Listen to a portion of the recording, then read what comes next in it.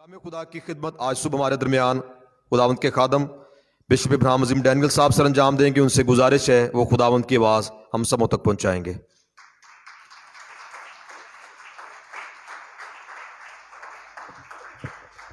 तशरीफ रखें। खुदावंद यीशु मसीह के नाम में आप तमाम अजीज़ों की सलामती हो। मैं तमाम आने वाले अजीज़ों को खुश आमदीद कहना चाहता हूं जो आज खुदावंद के घर में मौजूद हैं। ख़ास तौर पर हमारे वो बहन भाई जो आज पहली दफ़ा या फिर काफ़ी अर्सा के बाद हमारे साथ इबादत में शरीक हैं, आप सबों को वेलकम करना चाहता हूं और आप सब के लिए खुदावंद का शुक्रगुजार हूं। हमारे वो बहन भाई जो लाइव हमारे साथ इबादत में शामिल हैं, आप सबों को भी खुश आमदीद कहना चाहता हूं और आपकी इस मोहब्बत के लिए खुदावंद का शुक्रगुजार हूं कि आप इतनी दूर से हमारे साथ, ख़ास तौर पर जो दूसरे शहरों से और दूसरे ममालिक से हमारे बहन भाई हमारे साथ शामिल होते हैं। शौकत भाई और हमारे दूसरे उनका ख़ानदान और दीगर बहन भाई जो हमारे साथ शामिल हैं, अमीलिया शौकत है, नतीम खोखर साहब हैं और इस वक्त और कौन कौन है जी, काफ़ी अजीज़ हैं। तो खुदावंद आपको बरकत बख्शे और यकीनन जब हम इकट्ठे खुदावंद के कलाम को सीखते और जानने की कोशिश करते हैं, और खुदावंद के कलाम को जानना दरअसल खुदावंद खुदा को जानना है। हालेलुया। खुदावंद का बंदा दाऊद कहता है कि मैंने तेरे कलाम को अपनी ज़रूरी खुराक से ज़्यादा ज़ख़ीरा किया है। जब हम बाइबल मुक़द्दस को पढ़ते हैं तो बाइबल मुक़द्दस सिर्फ एक किताब ही नहीं बल्कि ये खुदा की पाक मर्जी है, ये खुदा का पाक कलाम है, ये खुदा की वो रूह है जो हमें ये बताती है कि खुदा अपने दिल में हमसे क्या चाहता है। अंग्रेजी में एक बड़ा खूबसूरत टर्म है द हार्ट ऑफ गॉड, यानी जो खुदा की मर्जी, पाक मर्जी हमारे लिए है, हम वो इस कलाम से जानते हैं।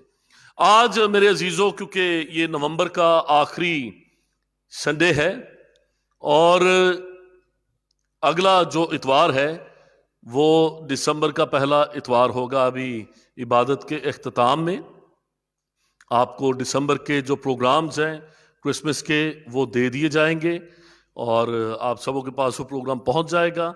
उन प्रोग्राम्स के मुताबिक अपने अपने घरों में ज़रूर तैयारी करें। जब आज के दिन हम खुदावंद के घर में आए हैं तो बहुत सी ऐसी बातें हैं जो मैं आज आपके साथ इस हवाले से शेयर करना चाहता हूं, जो रोज़मर्रा के वो मसाइल, वो चीज़ें जिनके मुतल्लक कलीसियाओं में सिखाने की ज़रूरत है और बहुत से लोग अब इस ज़रूरत को महसूस कर रहे हैं। आज से शायद 5 साल या 10 साल, 15 साल, 20 साल पहले अगर इन बातों के मुतल्लिक बताया जाता था तो कुछ लोग एतराज़ करते थे कि पुलपट इन बातों के लिए नहीं है, पुलपट से ऐसी बातें जो हैं वो नहीं बताई जानी चाहिए जी। ये जब पादरी साहबान घरों में विजिट करें या अलग से जब कोई पूछने आए, कोई बताने आए, पुलपट इन बातों के लिए नहीं है कि लोगों को ये बताया जाए कि क्या पहनना है, क्या खाना है, कैसे जिंदगी गुजारनी है। पुलपट इन चीज़ों के लिए नहीं, ये सिर्फ निजात की बिशारत के लिए और खुदावंद के कलाम के लिए, इन बातों के लिए जो हमारे ईमान से तल्लक रखती हैं। आहिस्ता आहिस्ता वक्त गुजरने के साथ साथ इस बात की ज़रूरत को महसूस किया जा रहा है और बड़ी शिद्दत से ये बात जोर पकड़ रही है कि आज चर्च में इस बात की ज़रूरत है कि चर्च मेंबरान को, मसीही ईमानदारों को, बिलखसूस जो हमारे नौजवान बेटे और बेटियां हैं, उनको इस बात की तालीम दी जाए कि कैसे वो एक मसीही के तौर पर अपनी ज़िंदगी बसर करें और उनका रहन सहन, उनका बोलचाल और उनका लिबास, उनकी वज़ाकता कैसी होनी चाहिए। आज मेरे अजीजों जो हवाला हमारे सामने पढ़ा गया है ये बहुत ही खूबसूरत हवाला है जिसमें यह लिखा है, बस आए भाइयों, मैं खुदा की रहमतें याद दिलाकर तुमसे इल्तमास करता हूं कि अपने बदन ऐसी कुर्बानी होने के लिए नजर करो जो जिंदा और पाक और खुदा को पसंदीदा हो, यही तुम्हारी माकूल इबादत है। और इस जहान के हम शक्ल ना बनो, बल्कि अकल नई हो जाने से अपनी सूरत बदलते जाओ, ताकि खुदा की नेक और पसंदीदा और कामिल मर्जी तजर्बा से मालूम करते रहो। पाक कलाम के पढ़े, सुने और कबूल किए जाने पर खुदावंद की बरकत हो। मेरे अजीजों, जो बात मैं शुरू में आज के पैगाम के तारफ में आपको बता रहा था, दूसरी आयत के आखिरी हिस्सा में हमें वही अल्फाज मिलते हैं। लिखा है कि इस जहान के हम शक्ल ना बनो, बल्कि अकल नहीं हो जाने से अपनी सूरत बदलते जाओ, ताकि खुदा की नेक और पसंदीदा और कामिल मर्जी तजर्बा से मालूम करते रहो। बाइबल मुकद्दस को जब हम पढ़ते हैं तो ये सिर्फ एक किताब नहीं, बल्कि ये खुदावंद खुदा की नेक और पसंदीदा और कामिल मर्जी जानने का एक ऐसा जरिया है, क्योंकि खुदा अपने कलाम से हम कलाम होता है। अपने कलाम के वसीला से वो हमसे हम कलाम होता, हमें बताता और सिखाता है। मेरे अजीजों, जब बड़ी खूबसूरत बात खुदा उनके खादम बिशप विलियम इकराम डैनियल साहब, जब बचपन में हम घर में होते थे, हमारी वालदा मिसेस मरियम इकराम, वो हमें खानदानी इबादत में ये बात सिखाते छोटे होते कि जब हम बाइबल पढ़ते हैं, जब हम खुदावंद खुदा के जिंदा कलाम को पढ़ते हैं, तो खुदा हमसे बातें करता है। छोटे बच्चों को शायद ये नहीं समझ आती कि वो हमसे कलाम करता है। छोटे बच्चों को बताने के लिए कहा जाता कि वो हमसे बातें करता है जब हम बाइबल पढ़ते हैं। और जब हम दुआ करते हैं, तब हमारे लिए मौका होता है कि हम खुदा से बात करें। बाइबल मुकद्दस को पढ़े बगैर हम ये नहीं जान सकते कि खुदावंद क्या चाहता है। खुदावंद के कलाम को सुने बगैर हम ये नहीं जान सकते कि खुदा क्या चाहता है। आज मेरे अजीजों, आज हम उन चंद बातों पर गौर करेंगे। आज से तकरीबन 2 या 3 इतवार पहले मैंने, जो हमारे वालिदैन यहाँ पर मौजूद थे, उनसे चंद गुजारिशात की थी और मुझे उसका बहुत अच्छा रिस्पांस मिला। आज के दिन जब हम इस जमाना में, एक ऐसे जमाना के दौर के ऐसे हिस्सा में जिंदगी गुजार रहे हैं जब हमें हर तरफ बर्बरियत नजर आती है, हर तरफ हमें इखलाकी पस्ती नजर आती है, तो मेरे अजीजों, आज हम अपने बच्चों की कैसी परवरिश करें कि खुदावंद का कलाम जो कुछ हमें बताता है वो बच्चे सीख सकें। सबसे पहली और बुनियादी बात, जी मैं दावत दूंगा भाई सैमसन को सामने तशरीफ ले आए। बहावलपुर से आज हमारे दरमियान इबादत में शरीक है। खुदावंद आपको बरकत दें। सबसे अहम बात हम ये देखते हैं कि किसी भी खानदान में बहुत अच्छी बात है खुदावंद के खादमीन से ये तवक्को रखना। जब कई दफ़ा लोग गुस्सा करते हैं जब सोशल मीडिया पर कहा जाता है कि जी खुदावंद के खादम कहाँ है, खुदावंद के खादमों का ये फ़र्ज़ बनता है, तो ये बहुत से खादमीन इसको कई दफ़ा नाराज़गी या गुस्से के तौर पर देखते हैं कि जी सारा मलबा हम पे डालना है। ये दरअसल वो तवक्कुआत हैं।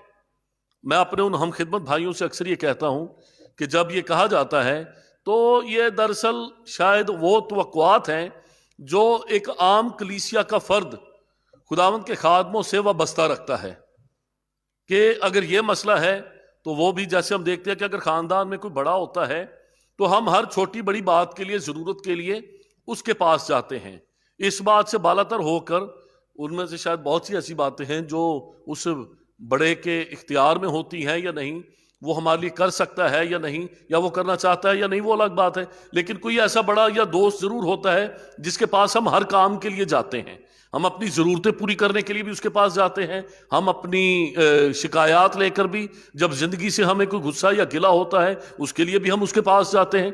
तो पासवानों से ऐसी तवक्को वाबस्ता रखना, ये गुस्सा या गुस्से का इजहार तो है ही, नाराजगी का भी इजहार है, लेकिन उसके साथ साथ मैं ये समझता हूं कि ये शायद उनसे तवक्कुआत जो वाबस्ता हैं उसका भी इजहार है, इसका एक ये रुख भी है। लेकिन मैं ऐसे मौकों पर, जब मुझसे पिछले दिनों में काफी ज्यादा हमारी ट्रैवलिंग रही दूसरे शहरों में, तो जब भी किसी ने बात की, मैं उनसे ये बात कर रहा था कि देखें, हम चर्च के पुलपट से अगर एक दफा या 2 दफा हफ्ते में संडे सर्विस है, उसके अलावा जो यूथ का प्रोग्राम है या प्रेयर मीटिंग है या किसी ऐसे प्रोग्राम में अगर सिखाते भी हैं, बताते भी हैं, तो आज एक चीज मैं आप सबों के सामने और जो इस पैगाम को मीडिया पर या लाइव सुन रहे हैं उन तक भी ये पहुंचाना चाहूंगा कि घर में खानदानी इबादत की रूटीन बनाए बगैर अगर हम अपने बच्चों से ये तवक्को करें कि हम इनकी मसीही किरदार साजी कर लेंगे, तो ये नामुमकिन है। बहुत अच्छी बात है कि चर्चेस में सिखाया जाए, बिल्कुल मैं इस बात से इत्तफाक करता हूं, लेकिन याद रखें कि जब तक घर में वालिदैन माँ बाप बच्चों को इकट्ठे बिठा के, आपका बहुत ज्यादा पढ़े लिखे होना जरूरी नहीं है, आपका इल्मुल अलाहियात का माहिर होना जरूरी नहीं है, घर में बैठकर बच्चों के साथ 1 या 2 गीत और जबूर गाकर खुदावंद के कलाम में से एक हिस्सा पढ़कर, अगर पढ़े लिखे नहीं हैं तो बच्चों में से कोई पढ़ सकता है, अगर बच्चों में से भी अभी छोटे हैं, कोई पढ़ा लिखा नहीं है, तो आप गीत गाकर दुआ करके बच्चों की जिंदगी में और अपनी जिंदगी में एक मसीही किरदार की मजबूत बुनियाद रख सकते हैं। आज हम ये जानना चाहते हैं कि हमारी कौम में जो रूहानी तनज़्ज़ुली है, रूहानी एक पस्ती है, उसकी वजह कहां से शुरू होती है। एक बड़ी खूबसूरत बात अंग्रेजी में किसने कही, a family that praise together stage together. वो खानदान, घर में 10 दफा शायद मियाँ बीवी में झगड़ा हो जाता है किसी बात पे, लेकिन अगर पता हो कि हमने रोजाना रात को सोने से पहले या सुबह उठकर अपने कामों पर जाने से पहले हमने एक दफा इकट्ठे होने हैं और दुआ करना है, तो मेरे अजीजों बहुत सी बातें खुद ब खुद खत्म हो जाती हैं। घर में जो 15 दिन 10 दिन 15 दिन 20 दिन मुंह बना के इधर को मुंह करके बैठे और उधर को मुंह करके बैठे हुए हैं, बीवी शौहर से बात नहीं कर रही, शौहर बीवी से बात नहीं कर रहा, बच्चे वालिदैन से नाराज हैं, बाप को किसी बात पे गुस्सा है तो बच्चों की तरफ नाराजगी से देख रहा है। अगर हम रोजाना की दुआ को मामूल बनाए और हमें पता हो कि इस वक्त पर जब हम बाइबल मुकद्दस पढ़ते हैं, छोटे बच्चों को बताया जाए कि ये वो वक्त है जब खुदावंद खुदा हमसे बोलता है, बाइबल मुकद्दस को पढ़ने के वसीला से हम खुदा की बातों को सुनते हैं, और जब हम दुआ करेंगे तो हम खुदावंद खुदा के सामने अपनी बात रखेंगे। सबसे पहली बुनियाद आज मसीही किरदार साजी के लिए जो जरूरी है वो ये है कि मियाँ बीवी अगर बच्चे नहीं भी तो अभी से अपनी खानदान में इकट्ठे मिलकर दुआ करने की आदत डालें, वक्त मुकर्रर करें। मसीही किरदार साजी के लिए यह जरूरी है। लिखा है, इस जहान के हम शक्ल ना बनो बल्कि अकल नहीं हो जाने से अपनी सूरत बदलते जाओ। जब हम एक रस्मी दुआया जिंदगी शुरू करते हैं, रस्मी से मुराद मैं बराए नाम या वो कार्रवाई डालने वाला रस्मी मतलब नहीं है। रस्मी का मतलब है जो एक सेट पैटर्न है कि हमने दुआ करनी है, गीत गाने हैं, कलाम पढ़ना है और फिर दुआ करनी है। ये एक पैटर्न, एक नमूना की इबादत है जो हम अपने घरों में कर सकते हैं। जब हम साल हर साल एक नमूना पर चल लेंगे तो उसके बाद फिर ऐसा वक्त आता है जब हम कमाल की तरफ बढ़ते हैं, जब हम फिर वो रस्मी बातें छूट जाती हैं। रस्में, मैं कई दफा आज से काफी साल पहले मैंने एक बात कही थी कि जो रूटीन्स बनी हुई हैं वो किस लिए बनाई जाती है, ताकि इंसान ईमान में अपने कदमों पर चलना सीख ले। जो रूटीन्स और रस्में और रसूमात और जो तरतीब बनाई जाती है वो इसलिए बनाई जाती है कि इंसान अपनी जिंदगी में अपने कदमों पर चलना सीख ले। बिल्कुल ऐसे जब बच्चा छोटा होता है तो छोटे बच्चे को चलने के लिए क्या दिया जाता है? जिस बच्चे को चलने में मुश्किल अभी हो या उससे चला नहीं जा रहा, टांगे या टखने कमजोर है, तो वालिदैन क्या ला देते हैं? वॉकर ला के देते हैं जी। किस किस ने वॉकर देखा है?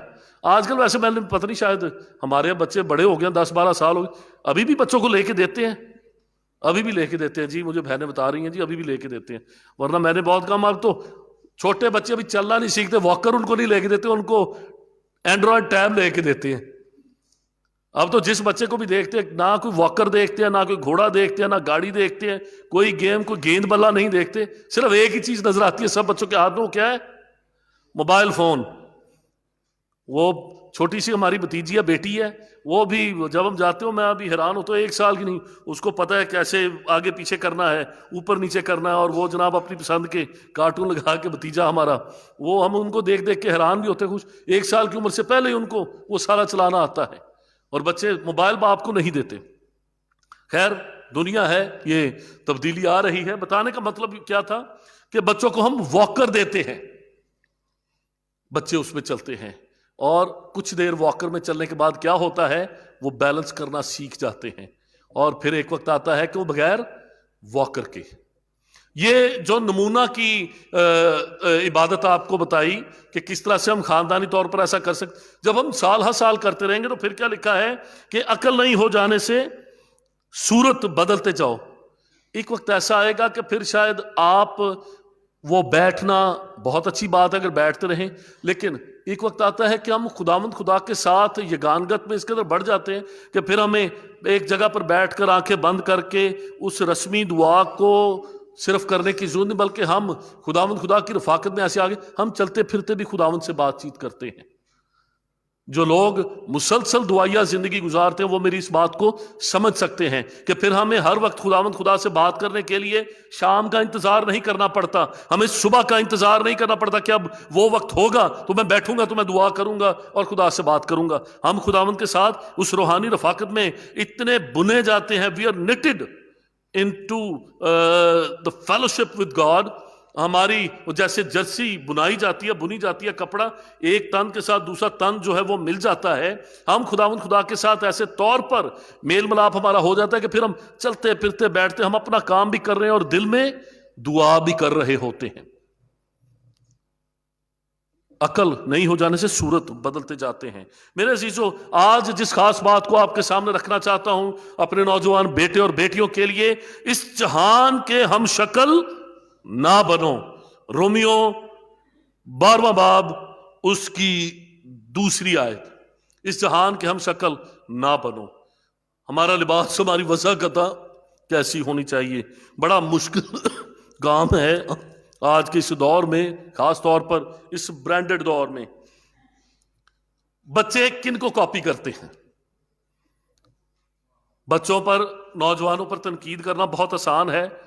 आज हमारा मौजू भी यही है, और अगर बच्चों को गुस्सा ना लगे तो आज हमारा टारगेट भी यही है। आज बच्चे निशाने पर हैं, हम अपने बच्चों को सिखाएंगे, ये हमारा मुस्तकबिल है, हमारे नौजवान बेटे और बेटियां। और 15-20 साल के बाद जब मुझ जैसे, मैं या मुझ जैसे जो दीगर खादम, हम नहीं बोल सकेंगे, हम बुजुर्गों के वहां पे बैठे होंगे, तो इन्हीं बच्चों में से कुछ होंगे जो इस चर्च को या दूसरे चर्चेस में वो आगे बढ़कर कलीसिया जिम्मेदारियां ले लेंगे और वो इन कामों को चलाएंगे। बच्चे जो हैं वो किन की तकलीद करते हैं? जो कुछ वो हमें करते हुए देखेंगे, खास तौर पर बेटियां। वो जब घर में बड़ी खवातीन को, बड़ी बहनों को, माओं को, जो हमारी रिश्तेदार हैं उनको देखेंगे, छोटी छोटी बच्चियां देख लें। मैं अभी चंद दिन पहले हम एक जगह पर डिस्ट्रीब्यूशन में गए, तो छोटी सी बड़ी प्यारी सी बेटी, बड़ी अच्छी सेहतमंद थी। मैंने उसको अपने पास बुला लिया, तो जब गिफ्ट डिस्ट्रीब्यूशन, तो मैंने कहा कि आप क्या लेने आई हैं? वो कहती मैं गिफ्ट लेने आई हूँ। नर्सरी या प्रेप में पढ़ती थी। तो मैंने कहा क्या चीज़, गिफ्ट में से क्या निकलना चाहिए? कहती मैं चाहती हूँ मेकअप निकले। छोटी सी बड़ी प्यारी सी बच्ची, अभी मेरे ख्याल में 5 साल या 6 साल उसकी उम्र होगी। तो मैंने उसको कहा, मोटो सी थी, बड़ी प्यारी गुगलो सी, कहती मेरा दिल चाहता है मेकअप निकले। मैंने कहा तुम्हें मेकअप करना आता है? कहती हाँ। मैंने कहा मुझे बताओ। मैंने अपनी ऐनक उतारी, मैंने कहा आंखों पे क्या लगाते? उसने कहा ऐसे ऐसे लगाते हैं। वो छोटी सी बच्ची, उसको सब कुछ पता था। अब बात क्या है, जो कुछ बच्चे अपने इर्द गिर्द, अपने घर में या जिन लोगों के इर्द गिर्द हम जिंदगी गुजारते हैं, जब बच्चे उनको वो सब कुछ करता हुआ देखते हो वैसा ही करेंगे। मेरे अजीजों, मेरे साथ खोले पहला पतरस उसका 3 बाब, उसकी पहली आयत। मैं पहले आज के दिन जो हमारी बहनें, खवातीन, बेटियां, जो नौजवान हैं, उनको बाइबल मुकद्दस में से बताना चाहूंगा कि खुदावंद का कलाम उन्हें क्या तालीम देता है। लिखा है, आए बीवियों तुम भी अपने अपने शौहर के ताबे रहो, इसलिए कि अगर बाज उनमें से कलाम को ना मानते हो तो भी तुम्हारे पाकीज़ा चाल चलन और खौफ को देखकर बगैर कलाम के अपनी अपनी बीवी के चाल चलन से खुदा की तरफ खिंच जाएं। बीवियों को क्या हुक्म दिया गया है कि अपने शौहरों के ताबे रहो और ताबेदारी के साथ। मैंने बहुत सख्त दिल, यहां तक कि बीवियों पर और बच्चों पर तशद्दुद करने वाले आदमियों को अपनी बीवी की मोहब्बत, दुआया जिंदगी और उसके किरदार से बदलते हुए देखा है। ऐसे लोग जो बेरारवी का शिकार थे, गालियां बकने वाले, सख्ती करने वाले, एक वक्त आया कि उनकी बीवी की मोहब्बत ने और खुदा परस्ती ने, शौहर चर्च नहीं आना चाहता था, इबादत में नहीं, लेकिन बीवी बच्चों को भी लाती रही, उसको भी मजबूर करके लाती रही। हमारे चर्च में ऐसी मिसालें मौजूद हैं। जो लोग 25 साल, 30 साल, 35 साल पीछे चले जाएं, वो जो बात मैं कर रहा हूं उसके मुताल्लिक जानते हैं। मैंने ऐसी जिंदगियों को तब्दील होते हुए देखा है। कलाम मुकद्दस में क्या लिखा है कि तुम्हारे पाकीज़ा चाल चलन और खौफ को देखकर बगैर कलाम के अपनी अपनी बीवी के चाल चलन से खुदा की तरफ खिंच जाएं। कई ऐसी मिसालें भी हमारे सामने मौजूद है जी। औरत बदचलन हो गई है, क्यों हो गई? उसे पूछा, ये मुझे मारता था, मुझे तशद्दुद करता था, मैंने भी फिर जब ये घर से चला जाता था मैंने अपनी राह चुन ली। ऐसी मिसालें भी हमारे सामने मौजूद हैं। आए दिन मामलात, पंचायतें होती हैं या इकट्ठे बैठकर कोई माशरती मसाइल होते हैं, वो हम हल करते हैं। ऐसी खवातीन भी मौजूद होती हैं जो कहती थी क्योंकि ये तशद्दुद करता है, ठीक है, जब ये चला जाता था मैं फिर अपनी मर्जी की जिंदगी बसर करती थी। खुदावंद का कलाम ये कहता है कि तुम्हारे पाकीज़ा चाल चलन और खौफ को देखकर बगैर कलाम के अपनी अपनी बड़ी अजीब नजरों से देखा जाता है कि तुमने क्या पहना है, कैसा पहना है। खास तौर पर आदमी तो शायद वो ना इस चीज को देखते हैं, वही पैंट कोट होता है, 5-5, 10-10 साल उन्हीं 1-2 कोटों में गुजार लेते हैं। लेकिन खवातीन के लिए बड़ा मसला होता है, बड़ा मुश्किल होता है।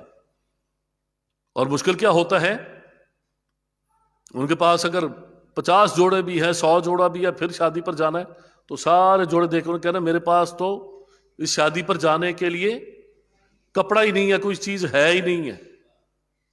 100 जोड़ा लटका हुआ है, क्योंकि एक ही जोड़ा दोबारा उन खवातीन के सामने पहनकर जाना जिन्होंने पहले उसे उस जोड़े में देखा हुआ है, उनके लिए मौत से कम नहीं होता। भयानक, सबसे भयानक बात है कि फिर वही कपड़े। और बराए मेहरबानी मैं ये गुजारिश करूंगा कि जो बहनें, जो खवातीन यहां पर मौजूद हैं, वो भी जरा दूसरी अपनी बहनों पर, खवातीन पर हाथ थौला रखें। अगर वो दूसरी तीसरी दफा शादी में या चर्च में वही कपड़े पहनकर आ जाते तो खुदा के वास्ते उनको ऐसी नजर से ना देखें कि जैसे पता नहीं वो इतना पुराना पहन के आ गई है। एक दूसरी को बर्दाश्त करें, अप्रिशिएट करना शुरू करें। मैं अपने चर्च में अपनी इन मेंबर खवातीन को जो यहां पर बैठी हुई हैं और जो बहनें इस वक्त मीडिया पर लाइव हमारे साथ शामिल हैं, जो कलाम को सुन रहे हैं, खुदा के वास्ते अपने चर्चेज में, अपने खानदानों में, अपनी कजन्स में, अपने बहन, इस बात को बढ़ाएं, इस बात को प्रमोट करें कि अगर दूसरी तीसरी दफा, तो अब तंज से ये ना कहना बड़ा अच्छा लगता है जब भी ये तुम सूट 8-10 दफा तुम्हें देखे, बहुत ही अच्छा लगता है, इस तरह की तारीफ ना कीजिएगा, इस तरह की तारीफ ना कीजिए, वरना वो तारीफ ही ऐसी होती है तो अच्छा 8-10 दफा तुम्हें सूट में देखा, ये बहुत जचता है तुम पे, जब भी पहनती हो, वो अगली दफा से पहने ही ना, उसको वैसे किसी को दे दे। इस तरह की तारीफ खुदा के वास्ते ना कीजिएगा। बताने का मतलब और मकसद क्या है? एक दूसरे के लिए जिंदगी को आसान करें। वो पैसा जो हम अपने बच्चों की तालीम पर खर्च कर सकते हैं, अंदाजा करें कि हम सिर्फ वो पैसा इन बातों पर, आज बहुत सी नौजवान बेटियां हैं, बेटे हैं, बहन भाई हैं, उनको देखते कि नहीं जी ये तस्वीर मैंने, ये कपड़े इंस्टाग्राम की या फेसबुक पे एक तस्वीर में, अब मैं ये कपड़े, इन कपड़ों में दोबारा तस्वीर मैंने नहीं लगानी। एक ऐसी रेस चल पड़ी है। खुदावंद का कलाम कहता है तुम्हारा श्रृंगार जाहिर ना हो, सर गूंदना और सोने के जेवर और तरह तरह के कपड़े पहनना। जेवर तो अब बहुत महंगा शौक हो चुका है, वरना आज से 15-20 साल पहले मुझे याद है जब सोना 8-10 हज़ार रुपए तोला होता था, उस वक्त तक सोने का शौक खवातीन कर लेती थी। अब कम कम नजर आता है। अगर खुदा ने किसी को बहुत ज्यादा पैसा दिया वो तो अफोर्ड कर सकते हैं, वरना अब आम जो मिडिल क्लास, बल्कि अपर मिडिल क्लास है, वो भी इस शौक से बाहर आ गई। अब सारा शौक जो है वो कपड़ों पर पूरा हो रहा है।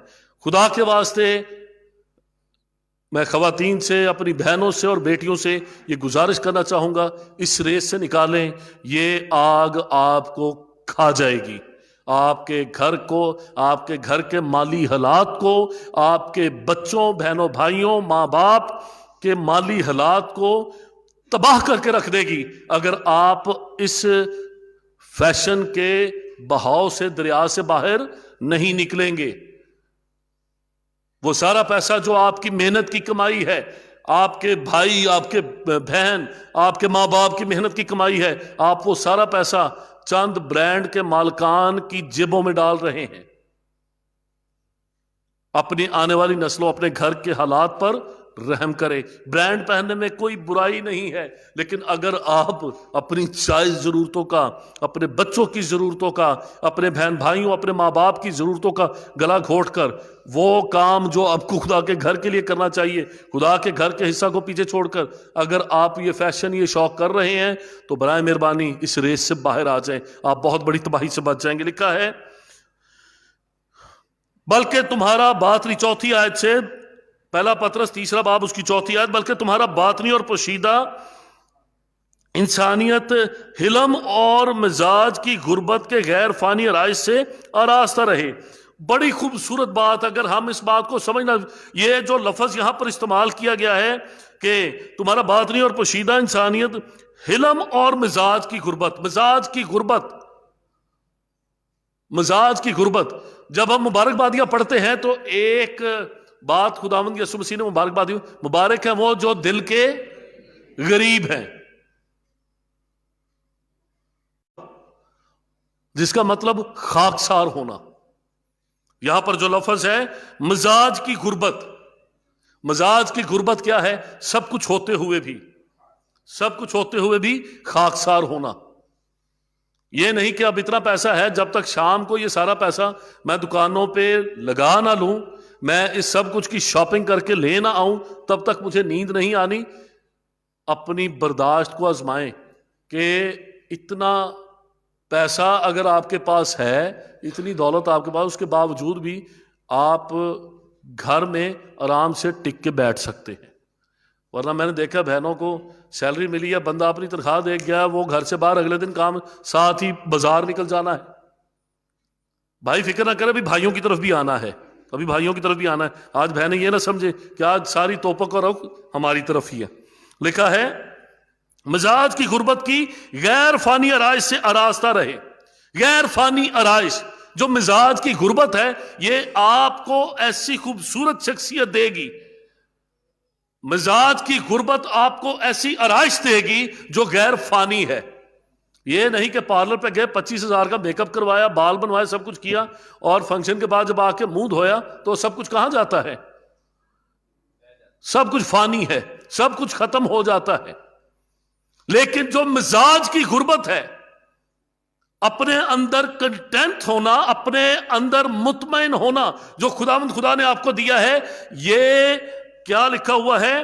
गैर फानी आराइश है। ये ऐसी खूबसूरती है जो हमेशा आपके चेहरे पर रहेगी, जो आपकी शख्सियत में रहेगी।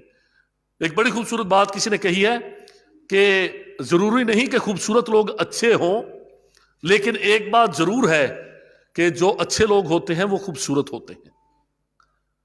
मदर टेरेसा को देखें, हमारे पास ऐसी मिसालें हैं। पिछले दिनों में डॉक्टर रूथ फॉल, जिनका इंतकाल हुआ, जब उनकी तदफीन की गई तो उस वक्त हमेशा कफन जो है वो किस रंग का होता है? सफेद रंग का। तो उन्होंने एक वसीयत की थी कि मुझे लाल रंग के कपड़ों में, मेरा जो कफन हो वो लाल रंग के कपड़े हों। और तकरीबन 80 साल से ऊपर उनकी उम्र थी। नीचे वजह बड़ी प्यारी थी, उन्होंने लिखा कि मैंने सारी उम्र कभी लाल रंग का कपड़ा नहीं पहना, पूरी जिंदगी मैंने लाल रंग का कपड़ा नहीं पहना, मुझे जब दफनाया जाए तो लाल रंग के कपड़ों में दफनाया जाए। बहुत सी ऐसी खवातीन हम ईमानदारों में देखते हैं जिन्होंने गुर्बत की गैर फानी आराइश से आरास्ता होकर सारी जिंदगी के लिए एक ऐसा खूबसूरत चेहरा, एक ऐसा खूबसूरत किरदार हमारे लिए छोड़ गए जिनको रहती दुनिया तक याद रखा जाएगा। लिखा है, क्योंकि खुदा के नजदीक इसकी बड़ी कदर है। चौथी आयत के आखिर में क्या लिखा है? ये जो गैर फानी आराइश है, जो कि ना खत्म होने वाली है, जो हमेशा कायम रहेगी, गैर फानी है, खुदा के नजदीक इसकी बड़ी कदर है। जो बहनें, जो खवातीन इस आराइश को समझ लेती हैं, जो इसको फॉलो करना शुरू कर देती हैं, जो 2-4 महीने इसकी आदत डालती हैं, आप जानते नहीं कि खुदा के नजदीक इसकी बड़ी कदर है। खुदावंद खुदा इसकी बड़ी कदर करता है। आगे लिखा है, और अगले जमाना में भी खुदा पर उम्मीद रखने वाली मुकद्दस औरतें अपने आप को इसी तरह संवारती और अपने अपने शौहर के ताबे रहती थी। अगले जमाना यानी जो पिछला दौर गुजर गया है उसके मुतल्लक यहां पर पतरस क्या लिखता है? वो भी जो खुदा परस्त औरतें थी वो भी अपने आप को इसी तरह से संवारती थी और इसी तरह से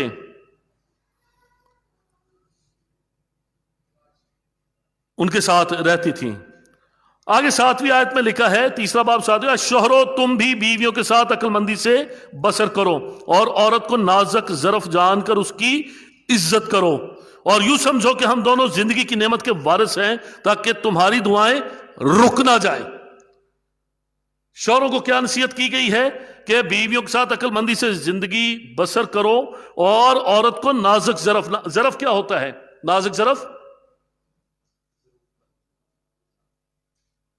नाजुक बर्तन, शीशे का, कांच का बर्तन जैसे कहते हैं कि नाजुक ज़रफ जान के, छोटी सी एक बात को सारा कुछ आप कर दे। एक दफा हमने गुस्से से घुरी डाल ली, साथ ही नाजुक ज़रफ जो है वो टूट जाता है। गुस्से से देखना, बाद में 3 दिन बाद क्या बात है जी, मुंह क्यों लटका, इतने गुस्से से देखने की क्या जरूरत थी? बाइबल मुकद्दस ये कहती है कि नाजुक ज़रफ जानकर, बहुत छोटा सा दिल होता है, उनकी इज्जत करना। नाजुक ज़रफ जानकर उसकी इज्जत करो और यूं समझो कि हम दोनों जिंदगी की, खुदावंद खुदा ने आपको रुए जमीन पर ये बख्शिश दी है कि आपके वसीला से जिंदगी आगे बढ़ती है। और आगे क्या लिखा है? ताकि तुम्हारी दुआएं रुक ना जाएं। बहुत दफा हम सोचते हैं कि हम दुआ करते हैं, हमारी दुआ सुनी क्यों नहीं जाती, हमारी जिंदगी क्यों नहीं बदल रही।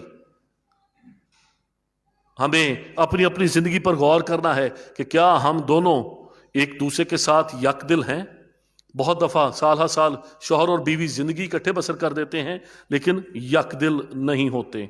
मेरे अजीजों, आज हमने बेटियों के लिए, खवातीन के लिए पढ़ा कि उनका लिबास कैसा होना चाहिए, उनकी वज़ाकता कैसी होनी चाहिए। इस दुनिया में जहां पे हम रहते हैं, मैंने 3 इतवार पहले भी ये बात बताई थी, हमारी बेटियां, हमें बहुत अच्छा लगता है, हम उनके लिए प्यारी प्यारी फ्रॉक और अच्छे मॉडर्न कपड़े लेकर आते हैं। हम कहते हैं कितनी प्यारी लग रही है, अच्छी तरह से इनको तैयार करते हैं। लेकिन याद रखें कि आज जिस दुनिया में, जिस मुआशरे में हम जिंदगी बसर कर रहे हैं, अब ये जंगल से भी बुरा मुआशरा बन चुका है। छोटी छोटी बच्चियां, बेटियां, किसी की इज्जत महफूज नहीं है। औरतों की, चाहे वो मां हो, उनकी इज्जत महफूज नहीं है। खुदावंद का कलाम हमें यह बात बताता है कि जब हमने बैठना है तो हमें किस तरह से अपनी इज्जत का ख्याल रखना है। मैं आज चंद बातें इस हवाले से करना चाहूंगा। हम अपनी बेटियों को प्यार करते हैं, हम उनको अच्छा लिबास पहनाना चाहते हैं, लेकिन याद रखें कि जब वो बाहर जाती हैं, बाजार जाती हैं, स्कूल या कॉलेज में जाती हैं, दूसरी सारी दुनिया जो बैठी है वो उसको बेटी नहीं समझते, वो उसको बहन नहीं समझते। ये बातें अब पुरानी हो चुकी हैं। पूरे मोहल्ले की बहन है, जब वो रुखसत होती है तो पूरा मोहल्ला के जो नौजवान है, भाई हैं, मर्द हैं, वो उसको ऐसे रुखसत करते हैं कि गोया ये हमारी ही बहन है, हम इसको रुखसत कर रहे हैं। बेरारवी अपने बुलंदी तक पहुंच चुकी है। इसलिए अपनी बेटियों को घरों में तरबियत दें कि उन्हें कैसा तैयार होना। बहुत दफा कई दफा जब हम बाहर जाते हैं, मैं किसी को भी लेट डाउन नहीं करना चाहता, लेकिन हमारी वो बेटियां, बहनें जो टीवी पर या फेसबुक पर या सोशल मीडिया पर ऐसा फैशन देखते हैं, जो बड़ी बड़ी मॉडल्स कर रही हो, भाई वो अपने घर से एक गाड़ी में बैठते और देखें, वो अफोर्ड कर सकते हैं, आपको कोई पता नहीं। वो तस्वीर अकेली है, हमें यह नहीं पता होता कि पीछे गाड़ी में अंदर 2 गनमैन भी बैठे हुए हैं जो तस्वीर में नहीं होते। अगर वो मॉडल वो कपड़े पहन के फिर रही है तो पीछे जो डाला आ रहा है उसके, वो उसमें 3-4 गनमैन भी बैठे हुए हैं, जिनके होते हुए कोई जुर्रत ही नहीं करता कि कोई आवाज भी कस दे। यहां पर हम जाते हैं, पीछे चिंग चिंग मोटरसाइकिल रिक्शे पर छोटी नौजवान बेटियां, छोटी लड़कियां, वो उसी तरह का लिबास पहन के बैठ जाती है। आधे शहर के लड़के पीछे लगे होते हैं। फिर हम कहते हैं कि जी हम कैसे मुल्क में रह रहे हैं, कैसे मुआशरे में रह रहे हैं। अपने हालात को, इर्द गिर्द के हालात को देखकर वैसी वज़ाकता अच्छा लिबास रखें। हमारी बहुत सी ऐसी खवातीन हैं जिनको मोटरसाइकिल पर जाना पड़ता है। अगर आपको पता है कि आपने मोटरसाइकिल पर ही जाना है, अपने आप को कवर करके मोटरसाइकिल पर बैठना सीखें। बहुत सी बावकार खवातीन हैं जिनको आप मोटरसाइकिल पे देखें, वो पीछे अपने शौहर, अपने भाई, अपने वालिद के साथ जा रहे हैं, अच्छी बड़ी चादर होती है लपेट कर ऊपर बैठे होते हैं। और कुछ ऐसे भी हैं कि जिन्होंने जो पूरा फैशन करके मोटरसाइकिल पे पीछे, और फिर अपने बाप और भाई और शौहर के लिए पूरे शहर में उन्होंने लड़ाइयाँ डलवानी होती हैं, क्योंकि हर गुजरने वाले ने उसने अपना हक समझना है कि ठीक है, जो ऐसे तैयार होके मोटरसाइकिल पे पीछे बैठी हो, हमारा हक बनता है, हम जो मर्जी कहें। और लड़ाई किसकी डलती है? बाप और बेटे की। अगर मोटरसाइकिल पर ही सफर करना है, बराए मेहरबानी अपने लिए 1-2 चादरें ऐसी लें जिसमें आप अपने आप को बाइज्जत तरीके से ढांप कर उनके पीछे बैठकर जा सकें, ताकि ना सिर्फ आपकी इज्जत हो, बल्कि जो आपको लेकर, आपका भाई, आपका वालिद, बेटा, शौहर, जो भी आपको लेकर जा रहा है, उसे भी बाइज्जत समझा जाए। आज नौजवानों को और बेटे और बेटियां जितने भी हम यहां पर मौजूद हैं, खुदावंद के कलाम में से कौम बनी इसराइल को खुदावंद खुदा ने जो अहकाम दिए कि जब तुम वादा की हुई सरजमीन में, उस मुल्क में जहां पर मैं तुम्हें लेकर जा रहा हूं, पहुंचो, तो खुदावंद खुदा उनको क्या अहकाम देता है। मेरे साथ खोलें अहबार की किताब, उसका 19वां बाब और उसकी 23वीं आयत।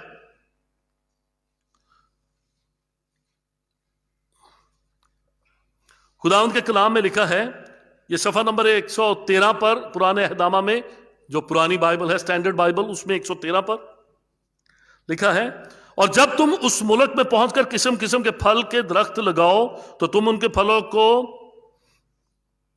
गोया नामख्तून समझना, वो तुम्हारे लिए 3 बरस तक नामख्तून के बराबर हो और खाए ना जाएं, और चौथे साल उनका सारा फल खुदावंद की तमजीद के लिए मुकद्दस होगा। आगे फलों की सारी तरतीब है। और जब मैं आज सिर्फ लिबास के मुतालिक नहीं, बल्कि बहुत सी ऐसी चीज़ों के मुतालिक बताना चाहता हूँ। बहुत दफ़ा इस हवाला को पढ़ते हुए कई लोग ये कहते कि जी ये तो कौम बनी इसराइल के लिए है, जब वो उस मौदा मुल्क में जो वादा की हुई सरजमीन है वहां पे पहुंचे उनके लिए। मैं इसके लिए एक बात बताना चाहता हूँ, ये सिर्फ एक मुल्क में दाखिल होने वाले लोगों के लिए नहीं, बल्कि जो हमारी शख्सी जिंदगी से तल्लुक रखने वाली चीजें हैं। जब इंसान तौबा करता और नए सिरे से पैदा होता है और एक नई जिंदगी शुरू करता है, वो भी गोया इसी तरह से एक वादा की हुई सरजमीन पर पहुंचता है। जैसे कौम बनी इसराइल वादा की हुई सरजमीन में पहुंचे और खुदावंद ने उनको हुक्म दिया कि इस मुल्क में तुम ऐसे जिंदगी बसर करना। जब कोई शख्स तौबा करता और नए सिरे से पैदा होता है तो उसके लिए भी फिर जिंदगी में कुछ ऐसी चीजें हैं जो खुदावंद खुदा तवक्को करता है कि वो तब्दीली लाए। लिखा है 26वीं आयत से 27वीं से,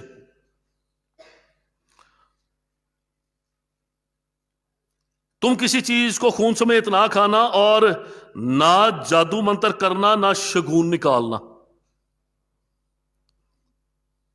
आज जिस तरह से हम बहुत सी चीजों के लिए खुदावंद के घर और खादमीन पर नजरें लगाए बैठे हैं कि ये चर्च में दिखाई जाती, तनकीद इस पर हो रही है, काश हम उतनी ही तनकीद आज उन बातों पर भी करें जो गली मोहल्लों में बहुत से जादूगर मसीह का और बाइबल का नाम लेकर खुदा के नाम को बदनाम कर रहे हैं। आप किसी भी मसीही आबादी में चले जाएं, आप किसी भी मसीही गांव में चले जाएं, आपको मुसलमान लोग पूछते पूछते आ जाएंगे। अब तो इंटरनेट पर, अखबारों पर, केबल पर इश्तिहार चलाए जाते हैं कि जाने से पहले यकीन कर लें कि ये असली ईसाई अमल है। और क्या नाम जी, कोई बाबा, पता नहीं क्या नाम है, और यहां तक पहले वो बाबा रखते थे अपना नाम या आमल रखते थे, अब तो कईयों ने साथ पास्टर लिखना शुरू कर दिया है। दुआ वाले पास्टर हैं, दुआ वाले पादरी हैं, जिनकी ना तालीम होती है, ना उनका ईमान से कोई तल्लुक होता है। सिर्फ जो गैर मसीही हमारे मुसलमान भाई अक्सरियत में यहाँ पर रहते हैं, उन पर धाक बिठाने के लिए कि ये बाइबल पढ़ते और उसमें से इन्होंने इल्म किया हुआ है, वो अपने इश्तिहार छपवा कर उन्होंने अपने वेब पेज बनाए हुए हैं, वीलॉग बनाए हुए हैं, और वहां पर बताते हैं कि आप आए, हम आपका ये मसला हल कर देंगे। यहां पर लिखा हुआ है कि तुम ना जादू मंत्र करना, ना शगुन निकालना, तुम अपने अपने सर के गोशों को बाल काट कर गोल ना बनाना, और ना तो अपनी दाढ़ी के कोनों को बिगाड़ना। जरा जाके देखें, बहनों के लिए बहुत बातें होगी, और मैं भाइयों से कुछ बातें करना चाहता हूं। ये जो दाढ़ी के कोने बनाना और निकालना, मैं क्या बात कर रहा हूं, समझ में आ रही है जी? कोई बताएगा मुझे इससे क्या मतलब है? मास्क उतार के बता दें इसका क्या मतलब है। जो ने आप जाके कभी निकले अपनी बस्तियों में, अपने इलाकों में, और देखे हमारे मसीही भाई क्या क्या फैशन उन्होंने बनाए हुए। हाँ जी, क्या क्या स्टाइल बनाए हुए जी, इधर से ऐसे और उधर से ऐसे, अजीबो गरीब। बाइबल मुकद्दस ये क्या बता रही है कि तुम्हें ऐसा नहीं होना चाहिए। तुम अपने अपने सर के गोशों को बाल काट कर गोल ना बनाना। सर के गोशों को यहां से ऐसे लाइन निकाली हुई है, उधर से ये फैशन बनाया, दाढ़ी को ऐसे किया हुआ है। खुदावंद का कलाम कहता है कि ऐसा नहीं होना चाहिए। और आगे 28 में लिखा हुआ है, तुम मुर्दों के सबब से अपने जिस्म को जख्मी ना करना। मुर्दों के सबब से अपने जिस्मों को जख्मी ना करना। आज से चंद साल पहले तक जो बात मैं करने जा रहा हूं, पिछले इतवार, पिछले संडे, जब इबादत के बाद एल्डर साहबान के साथ हम बैठे हुए थे, तो खुदावंद के फजल से साहिवाल में हम बहुत हद तक इस बात पर अपने उन मसीही नौजवानों को जो हर साल पीटने के लिए जाते थे, चाहे वो उजरत पर जाते थे, किराए के लिए जाते थे, हमने तकरीबन उस चीज का खात्मा कर दिया है। उनको कलाम मुकद्दस के मुताबिक सिखाकर, उनको कलाम मुकद्दस में से बताकर के खुदावंद का कलाम नहीं देता कि तुम किसी ने आपको जख्मी करो, ये बाइबल मुकद्दस के मुताबिक नहीं है। आगे लिखा है, और ना तुम मुर्दों के सबब से अपने जिस्म को जख्मी ना करना, और ना अपने ऊपर कुछ गुदवाना। मैं खुदावंद हूं। गुदवाना क्या होता है? टैटूज। हाँ जी, ये आज से तकरीबन कोई 2 साल 3 साल पहले भी मैंने इसके मुतल्लक बताया था और सिखाया था। छोटे बच्चों, खुदावंद का कलाम क्या कहता है कि तुम अपने जिस्म पर कुछ ना गुदवाना। इसका क्या मतलब है? टैटूज नहीं बनवाने। टैटू किस किस को पसंद है? अब तो कोई भी हाथ नहीं उठाएगा क्योंकि मैंने बता दिया किस किस को अच्छे लगते हैं टैटू। ऐसे जब बनाए होते हैं यहां पे लड़के बैठे हुए, छोटे छोटे बच्चे। बाइबल मुकद्दस हमारा खुदा क्या कहता है कि तुमने अपने जिस्म पर कुछ भी गुदवाना नहीं है, टैटूज नहीं बनवाने, इस जिस्म को खराब नहीं करना, कोई ऐसा निशान नहीं बनवाना। बड़े शौक से लोग खोपड़ी बना रहे हैं, 666 लिखवा रहे हैं, कई खूबसूरत चीजें बनवा रहे हैं, लेकिन खुदावंद का कलाम ये बात बताता है कि हमें ऐसा नहीं करना। और देखिए, और किसी चीज के साथ ये नहीं लिखा, इसके आगे लिखा है कि मैं खुदावंद हूं। मैं खुदावंद हूं। दरअसल जब हम किसी भी शबी को बनाते हैं, जो पुराने लोग थे उस वक्त, और जब कौम बनी इस्राएल आई, वो अपने देवता जिसको मानते थे, जिस जानवर की वो परस्तिश करते थे, और जिस चीज का वो टैटू बनाते थे या गुदवाते थे अपने जिस्म पे, उसका मतलब क्या होता था कि ये उसको मानते हैं, ये उसकी परस्तिशता, या जिस चीज की वो परस्तिशता, टैटू बनवाते थे, उसको अपने जिस्म पर उसका नक्श, उसकी तस्वीर बनवाते थे। खुदावंद खुदा ये कहता है कि मैं तेरा खुदावंद हूं, तू किसी चीज को अपने जिस्म पर ना गुदवाना। आगे लिखा हुआ है, जब हम 29वीं आयत पढ़ते हैं, तो अपनी बेटी को कसबी बनाकर नापाक ना होने देना, ताकि ऐसा ना हो कि मुल्क में रंडीबाजी फैल जाए और सारा मुल्क बदकारी से भर जाए। खुदावंद का कलाम आज इस बात के लिए, जितना आज इसके मुतल्लक सीखने की जरूरत है, शायद आज से 5 साल पहले, 10 साल पहले ऐसी आयत को जब पढ़ा जाता था तो बाद में पादरी साहब को हाथ से पकड़ के खड़ा कर लिया जाता, पादरी साहब तुसी की दसना शुरू कर देता है। लेकिन आज हमारा मुआशरा, हमारा मसीही मुआशरा इस मकाम पर पहुंच चुका है। क्रिसमस पर आप किसी घर में जाते हैं, क्रिसमस का प्रोग्राम रखा हुआ है, 5-7 बेटियां हैं। मुझे याद है, मैं घर में गया आज से चंद साल पहले, साहिवाल है, छोटा सा शहर है, सब कुछ पता होता है कौन कैसा है। मैं वहां पे गया तो हमारे शहर का ये एक जानने वाला मेरा वहां पे बैठा हुआ। मैंने कहा ये कहां से आ गया? आपने तो मुझे बताया था जी इबादत है क्रिसमस की। नहीं पादरी साहब, ये साडा घर दा फर्द ही है, ਇਹਦੇ बगैर साड़ी कोई खुशी मुकम्मल नहीं होती। गैर मसीही था, मुसलमान था। अब मुझे उस बंदे का बड़ी अच्छी तरह से पता है कि वो कौन। नहीं जी, ये घर में बहुत से बच्चे हैं, बेटियां हैं, जो सबसे बड़ी बहन है उसका वो भाई बना हुआ है। जी सब तो वड्डी बाजी है वह भाई बनया हुआ, तो बाकी जी छोटे उन्होंने भाई कोई नहीं। अगर भाई बनना तो भाई सबका बन। ये कैसा भाई है जो बड़ी बहन का तो भाई है, बाकी जी छोटे ने उन्होंने भाईजान कोई नहीं। खुदावंद का कलाम ये बात सिखाता है कि तू अपनी बेटी को कसबी बनाकर नापाक ना होने देना, ऐसा ना हो कि मुल्क में रंडीबाजी फैल जाए। आज हम इस्लामाबाद में गुज़श्ता दिनों में थे, वहां पर रो रहे थे। बहुत शौक होता है जी, ये मेरा दोस्त बना जी, दोस्त ने क्या आना है, घर आना है, ठीक है जी, गाड़ी की चाबी पकड़ा देनी है, मोटरसाइकिल की चाबी पकड़ा देनी है।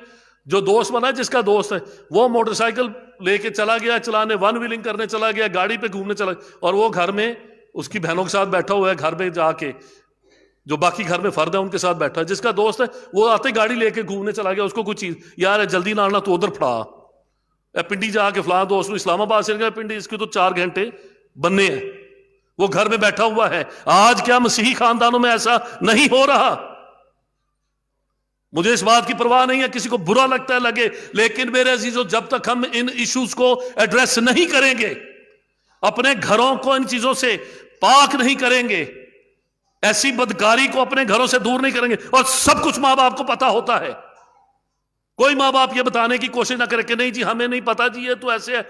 जो मां अपनी बेटी को नहीं जानती, वो कहती है कि मुझे नहीं पता था, वो झूठ बोलती है। अपने घरों पर नजर रखें। मुझे याद है आज से चंद साल पहले हमारे साहिवाल में हमारी कॉलोनी के लड़कों की एक घर के सामने लड़ाई हो गई। छोटा सा लड़का है, इतने बड़े बड़े डस्कर है जनाब, बॉडी बिल्डर उसके दोस्त आ गए, और वो किस लिए दोस्त बना के खड़ा है, ताकि जी मोहल्ले के बाकी सारे लोगों को मेरा डर हो। वो बड़े बड़े डस्कर आकर, पता क्या लगा जनाब, 3-4 महीने बाद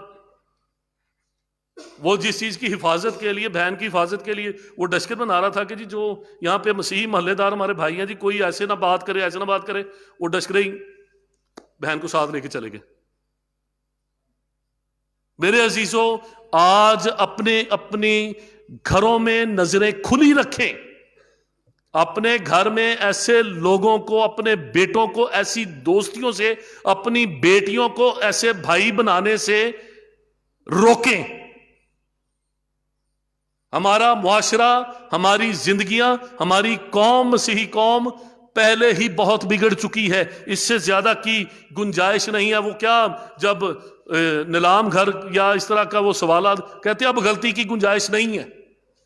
अब अगर गलती हुई तो आप मैच से बाहर हैं, आप मुकाबले से बाहर हैं। अब हमारे पास गलती की गुंजाइश नहीं है।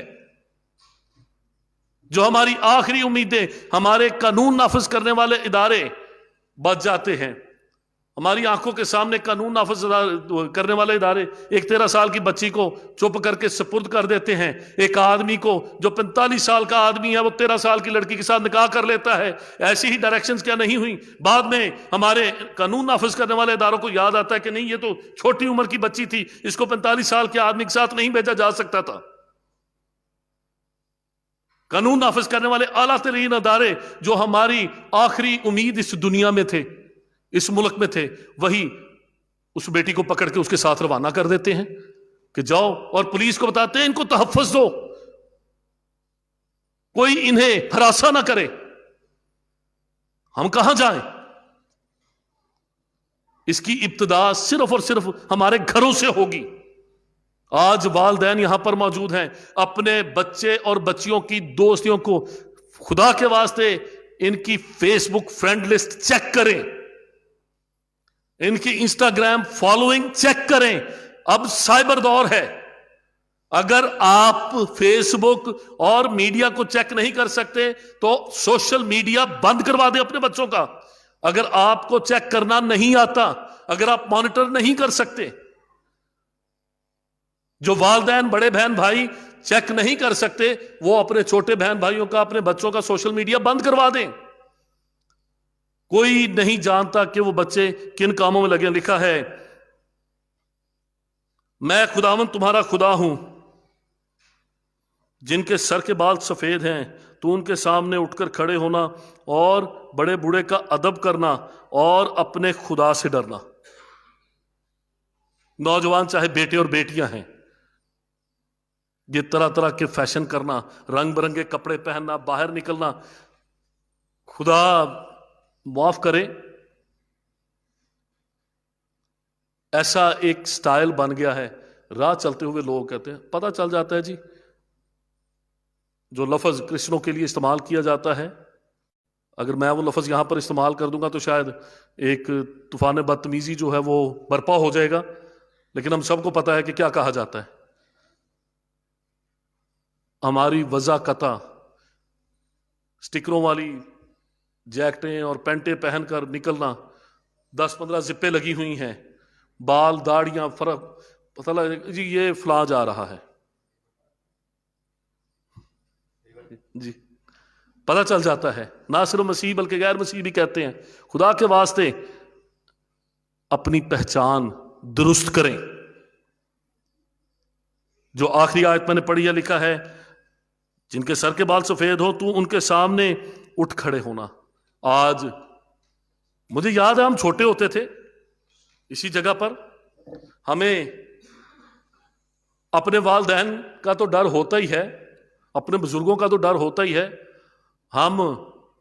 मैं कई दफा ये बताता हूं कि हमारे ड्राइवर भाई जेकब होता था, हम उससे डरते होते थे कि यार इसको किसी बात में पादरी पीटर साहब इस बात की गवाही दे सकते, वो हम डरते थे कि इसको पता चल गया तो फिर भी खैर नहीं।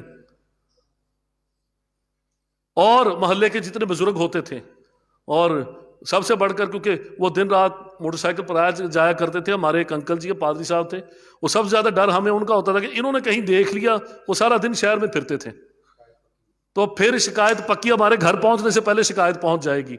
और ऐसी कोई बात होती थी कि जब भी कहीं बाहर निकला, वो अंकल जी मोटरसाइकिल पर सामने फिर रहे होते थे, वो सबसे ज्यादा हमारे मत्थे वो लगते थे, हमें उनका डर होता था। आज तो हम हैरान हो जाते हैं, अगर छोटा बच्चा जा रहा है, अगर उनका पड़ोसी भी बड़ा बुजुर्ग है, वो सलाम करना गवारा नहीं करता। बच्चे अपनी तौहीन समझते हैं। अपने बच्चों को सिखाएं। आज अगर कोई बड़ा भी बच्चों को कह देता है तो उसके वालिदैन शाम को लड़ने के लिए आ जाते हैं। तुम कौन होते हो हमारे बच्चों को समझाने वाले? खुदा के वास्ते, अगर आपने एक मसीही मुआशरा बनना है तो अपने बच्चों की तरबियत होने दें। जो आपके बच्चों की तरबियत करता है उसके शुक्रगुजार हों।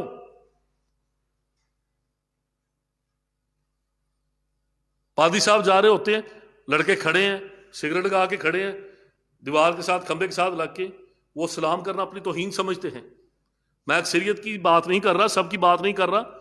बड़े अच्छे नौजवान हैं हमारी कॉलोनी में, तो खास तौर पर गास्पल कॉलोनी में माहौल बहुत अच्छा है, बड़े ताबेदार बेटे हैं, बेटियां हैं, आधी जुबान से कहीं बात सुनते। मैं एक जनरल माहौल की बात कर रहा हूं, जब पासवान आपस में बैठते हैं वो हालात बताते हैं। क्या लिखा है? जिनके सर के बाल सफेद हैं तो उनके सामने उठ खड़े होना और बड़े बूढ़े का अदब करना और खुदा से डरना, मैं खुदावंद हूं। मेरे अजीजों, आज के दिन हमें अपने बच्चों की तरबियत को खुदावंद के कलाम के मुताबिक देखना है। और बच्चे और नौजवान जो यहां पर मौजूद हैं, अपनी वज़ाकता, अपना लिबास, अपनी दोस्तियां, अपने तल्लक जो आप दूसरे लोगों के साथ, बिलखसूस गैर कौमों के साथ रखते हैं, उसमें बी सेंसिबल, बी वाइज, अक्लमंदी का सबूत दें। आप कैसे लोगों को अपने घर लेकर आ रहे हैं, कैसे लोगों के घर जा रहे हैं, कैसे लोगों के साथ आपका मिलना, बैठना, उठना है। खुदावंद यीशु मसीह ने कहा, तुम जमीन के नमक हो। अगर नमक का मजा जाता रहे तो वो किसी काम का नहीं, सिवाय इसके कि बाहर फेंका जाए और आदमियों के पांव के नीचे रौंदा जाए। हम क्यों पांव के नीचे रौंदे जा रहे हैं? आज क्यों हमारे कानून नाफिज करने वाले इदारे हमारी बातें सुनने को तैयार नहीं? क्यों हमें गैर कौमों के आगे फेंक दिया जाता है कि वो हमें बम्बोड़े, हमारा ऐसा हशर करें? क्योंकि हम जो जमीन के नमक हैं, हमारा मजा जाता रहा है, हम अपना मजा खो चुके हैं। एक मिसाल मेरे वालिद साहब बिशप विलियम इकराम साहब दिया करते थे कि अगर आप चीनी की बोरी कितने मन की होती है जी?